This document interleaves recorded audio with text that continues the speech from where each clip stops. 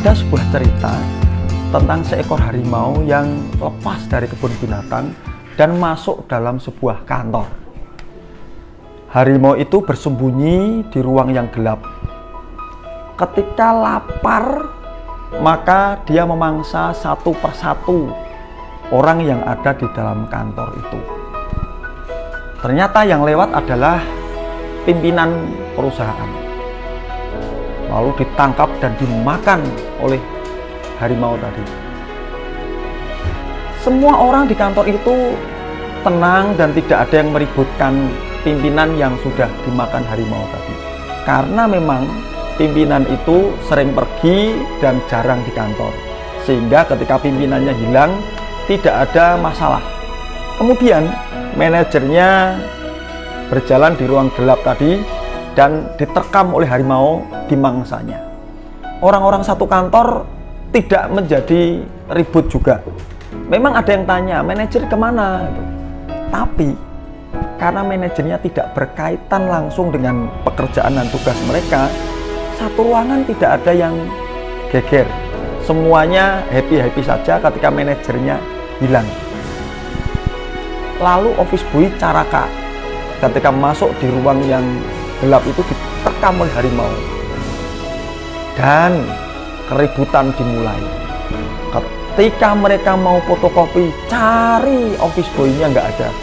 Ketika ruangan kotor, cari office boy-nya nggak ada. Ketika ada surat yang menumpuk untuk diantar kemana-mana, office boy-nya nggak ada. Mereka kalang kabut, kebingungan, cari office boy-nya di mana. Cerita ini mengingatkan adalah betapa orang kecil itu adalah bagian yang terpenting tapi sering disepelekan oleh orang lain.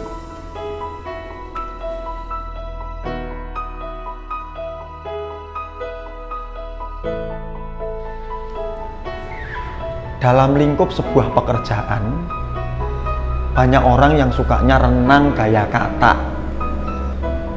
Nek nong dhuwur golek rai, cari muka, nyembah-nyembah penjilat. Nek nong sampean nyemplak, ora rukun karo koncone, nyikut kiri, nyikut kanan. Nek karo wong ngisor semena-mena, ngidak-idak, ngenyet-nyet. Nek karo sing ngisor semena-mena, menginjak-injak dan memperlakukan mereka seenaknya sendiri. Ingat, orang seperti ini adalah orang yang tidak tahu bagaimana bekerja dan tidak tahu bagaimana menghargai karyawan. Hari ini kita belajar tentang satu hal. Hargailah orang yang posisinya paling rendah sekalipun dalam lingkup pekerjaan Anda. Entah itu operator, entah itu office boy atau caraka pengantar surat, sederhana-sederhana itu, hargai mereka.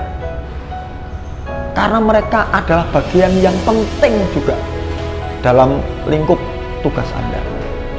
Kalau Anda di lingkungan kehidupan ini, hargailah orang yang paling rendah.